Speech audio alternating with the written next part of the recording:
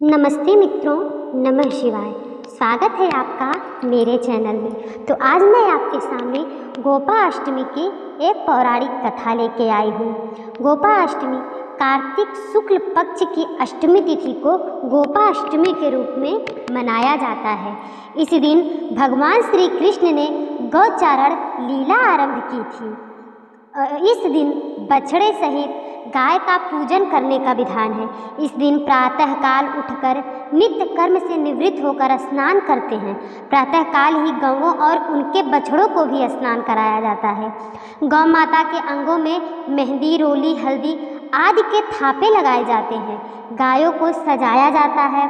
प्रातःकाल ही धूप, दीप, पुष्प, अक्षत, रोली, गुड़, जलेबी, वस्त्र और जल से गौ माता की पूजा की जाती है और आरती उतारी जाती है। पूजन के बाद गौ ग्रास निकाला जाता है। गौ माता की परिक्रमा की जाती है।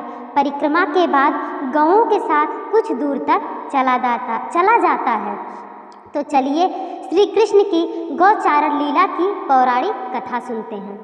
भगवान ने जब छठे वर्ष की आयु में प्रवेश किया तब एक दिन भगवान माता यशोदा से बोले, मैया अब हम बड़े हो गए हैं। मैया यशोदा बोली, अच्छा लल्ला, अब तुम बड़े हो गए हो तो बताओ अब क्या करें। भगवान ने कहा, अब हम बछड़े चराने नहीं जाएंगे, अब हम गाय चराएंगे। मैया ने कहा, ठीक है, बाबा से पूछ लेना।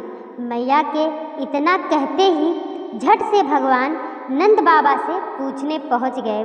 बाबा ने कहा, लल्ला अभी तुम बहुत छोटे हो, अभी तुम बछड़े ही चराओ। भगवान ने कहा, बाबा अब मैं बछड़े नहीं गैया चराऊंगा। जब भगवान नहीं माने तब बाबा बोले, ठीक है लल्ला, तुम पंडित जी को बुला लो और वह गौ चारण का मुहूर्त देखकर बता देंगे। बाबा की बात सुनकर भगवान झट से पंडित जी के पास पहुँचे और बोले, पंडित जी आपको बाबा ने बुलाया है, गौचारण की मुहूर्त देखना है। आप आज ही मुहूर्त बता देना, मैं आपको बहुत सारा माखन दूंगा। पंडित जी नंद बाबा के पास पहुँचे और बार बार पंचांग देखकर गणना करने लगे। तब नंद बाबा ने पूछा, पंडित जी क्या बात है, क्या बार बार गिन रहे हैं। पंडित जी बोले, क्या बताएं नंद बाबा जी, केवल आज का ही मुहूर्त निकल रहा है, इसके बाद तो 1 वर्ष तक कोई मुहूर्त नहीं है।